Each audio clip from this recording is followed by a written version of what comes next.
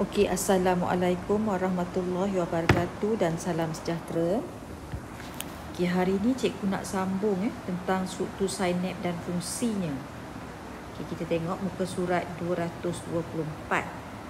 Struktur sinap dan fungsinya. Okey. Maklumat dihantar di sepanjang neuron melalui isyarat elektrik yang kita kenali sebagai impuls saraf. Cikgu gariskan. Impuls ialah gelombang charge positif. Gelombang charge positif yang dialirkan di sepanjang akson ke bonggol sinap. Terdapat satu celah sempit yang dikenali sebagai sinap yang memisahkan bonggol sinap daripada dendrit neuron yang menerima impuls. Isyarat elektrik yang membawa maklumat mesti dipindahkan merentasi sinap supaya pemancaran impuls dapat diteruskan ke neuron yang berikutnya. Okey. Mungkin susah kita nak faham bila kita tengok ayat yang panjang macam ni. Untuk itu cikgu akan cuba ringkaskan dia dalam bentuk gambar rajah macam ni ya. Gambar rajah macam ni. Okey. Contohnya macam ni lah. Okey. Cuba kita perhatikan apa yang berlaku kat sini. Okey. Ini adalah neuron deria.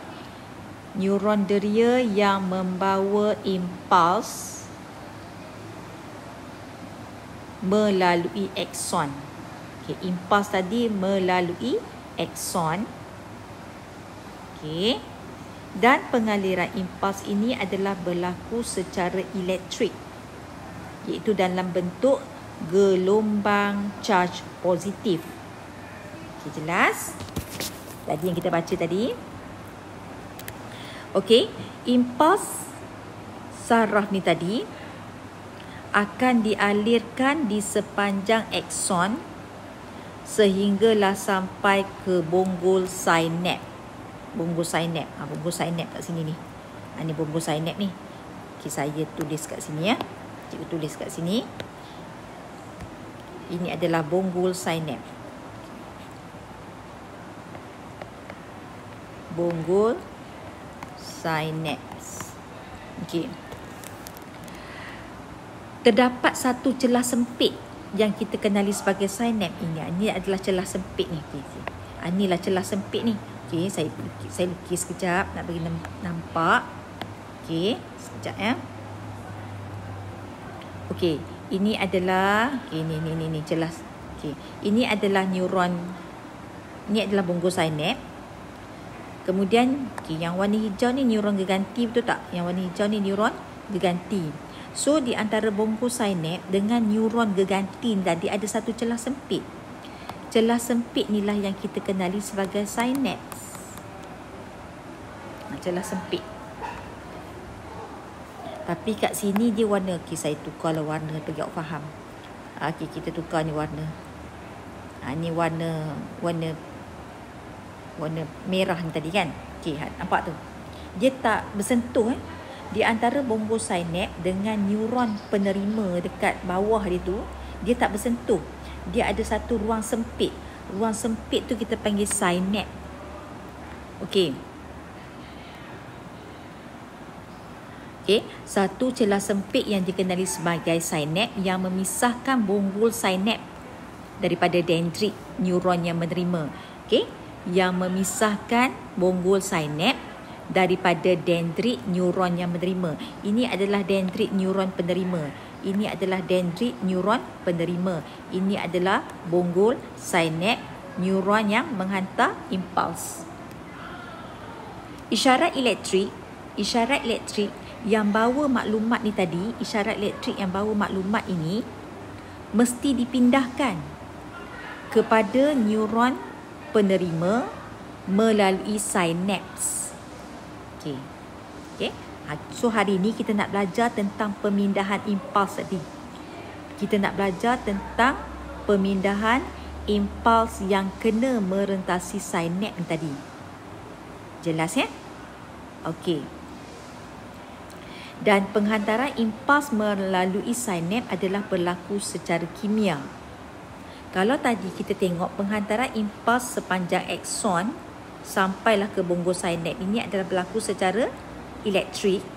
Tetapi bila saja sampai ke sinap, penghantaran impuls ini adalah berlaku secara kimia. Okey?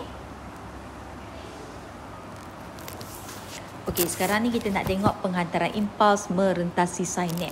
Jadi awak boleh refer buku teks muka surat 225. Kat sini muka surat 225. Okey ni.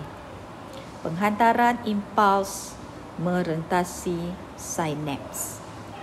Okey, pemancaran impuls merentasi sinap ataupun penghantaran impuls pun boleh, pemancaran impuls pun boleh, merentasi sinap adalah berlaku secara kimia. Okey, kenapa dikatakan berlaku secara kimia? Sebab dia melibatkan bahan kimia. Bahan kimia yang terlibat ialah neurotransmitter yang disimpan di dalam vesikel sinap. Okey, sebelum cikgu nak terangkan tentang penghantaran impuls merentasi sinap, cikgu kena terangkan struktur bonggol sinap ni dulu terlebih dahulu ya. Okey, kita tengok. Okey, yang ini nampak ni kawasan ni. Kawasan ni cikgu akan zoomkan supaya jadi lebih besar. Okey, so inilah gambaran dia yang berlaku di bonggol sinap ni.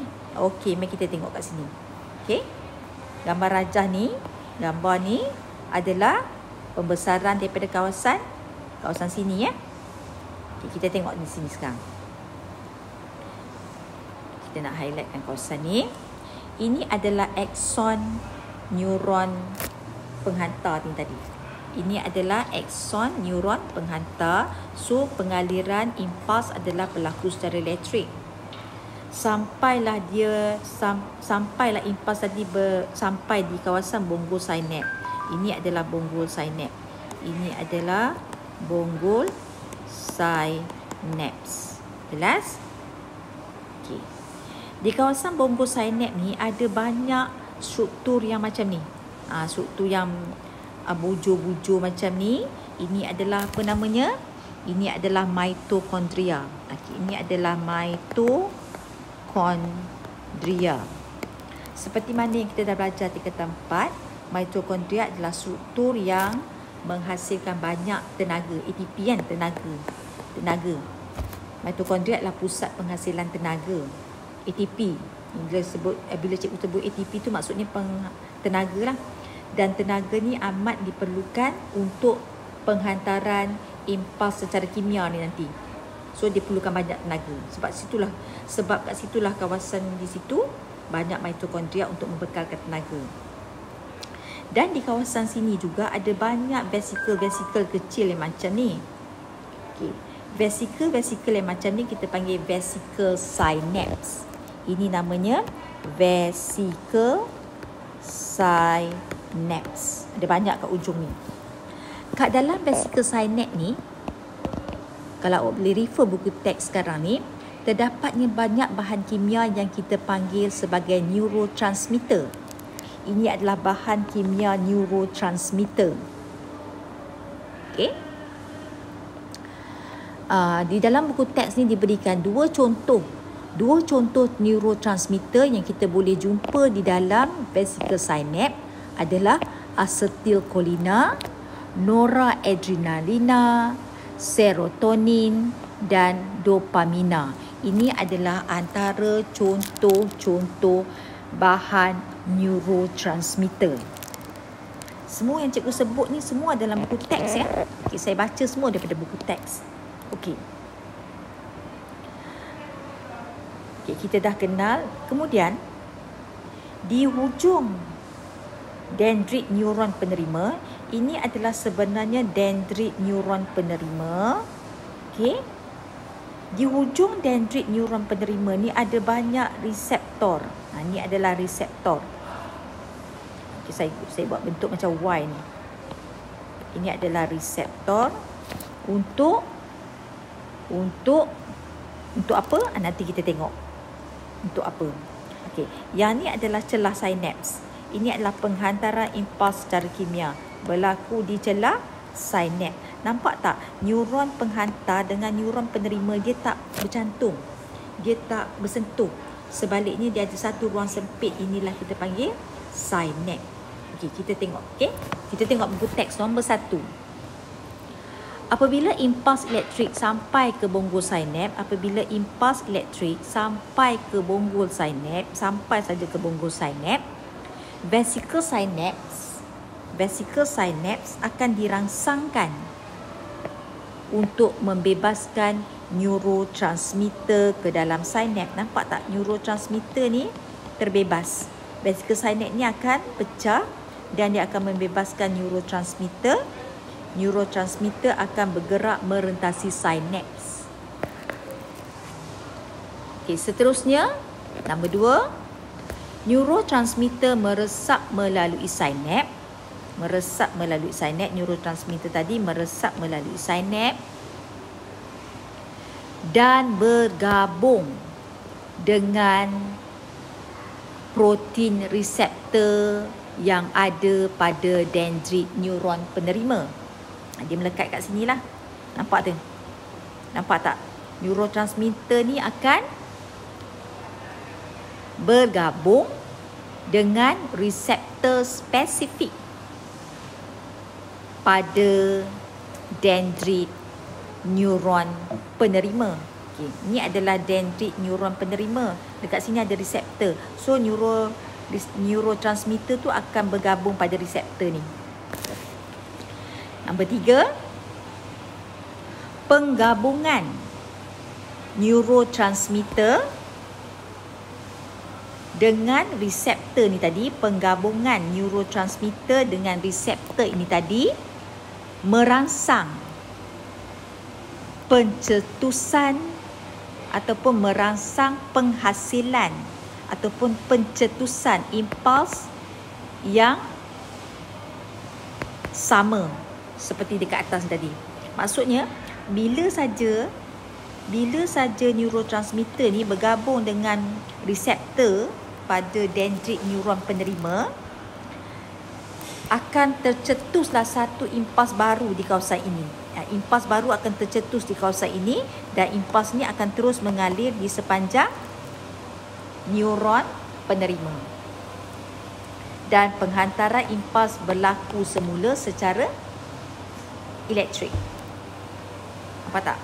Macam mana impuls yang sama dekat sini boleh ada pada impuls yang boleh ada pada dendrit penerima di sebelah bawah ni? Sebab ini adalah disebabkan oleh penggabungan neurotransmitter dengan reseptor dendrit penerima. Jelas? Penghantaran ini adalah berlaku secara kimia dan ia memerlukan banyak tenaga. Sebab itulah di kawasan bonggol sinaps terdapatnya banyak mitokondria untuk menjanakan tenaga. Okey? Cikgu harap awak jelas ya. Jadi untuk kerja hari ni, cikgu nak awak lukis gambar rajah ni. Lukis gambar rajah yang awak lihat sekarang ni. Lukis dan labelkan. Kemudian awak tulis langkah-langkah penghantaran impuls seperti di sini. Seperti di sini. Okey, langkah 1, langkah 2, langkah 3. Gambar rajah kat sini ni awak gantikan dengan gambar rajah yang cikgu bagi sebelah ni tadi. Okey, gambar rajah ni. Jelas? Okey, itu saja untuk tajuk ni. Kita akan tengok pula 12.4 tindakan terkawal dan tindakan luar kawal.